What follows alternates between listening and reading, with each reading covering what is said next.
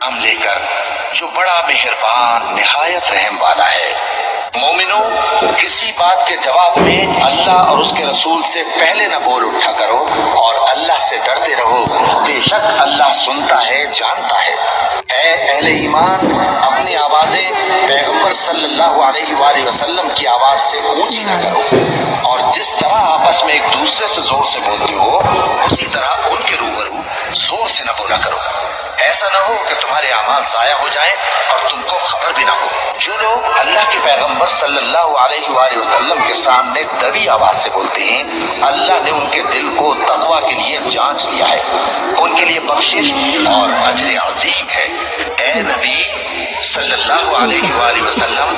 جو لوگ تم کو حجروں کے باہر سے آواز دیتے ہیں ان میں اکثر بے عقل ہیں، اور اگر وہ صبر کیے رہتے یہاں تک کہ تم خود نکل کر ان کے پاس آتے تو یہ ان کے لیے بہتر ہوتا،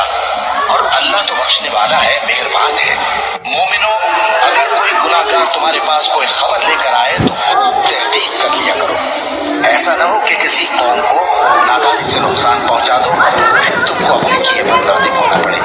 اور جان رکھو کہ تم میں اللہ کے پیغمبر صلی اللہ علیہ وآلہ وسلم ہے، اگر بہت سی باتوں میں وہ تمہارا کہا مان لیا کریں تو تم مشکل میں پڑ جاؤ، لیکن اللہ نے تمہارے لیے ایمان کو عزیز بنا دیا اور اس کو تمہارے دلوں میں سجا دیا، اور کفر اور گناہ اور نافرمانی سے تم کو بیزار کر دیا۔ یہی لوگ راہ ہدایت پر ہیں، یعنی اللہ کے فضل اور احسان سے، اور اللہ جاننے والا ہے، حکمت والا ہے۔ اور اگر مومنوں میں سے کوئی دو فریق آپس میں لڑ پڑے تو ان میں صلح کرا دو، پھر اگر ایک فریق دوسرے پر زیادتی کرے تو زیادتی کرنے والے سے لڑو، یہاں تک کہ وہ اللہ کے حکم کی طرف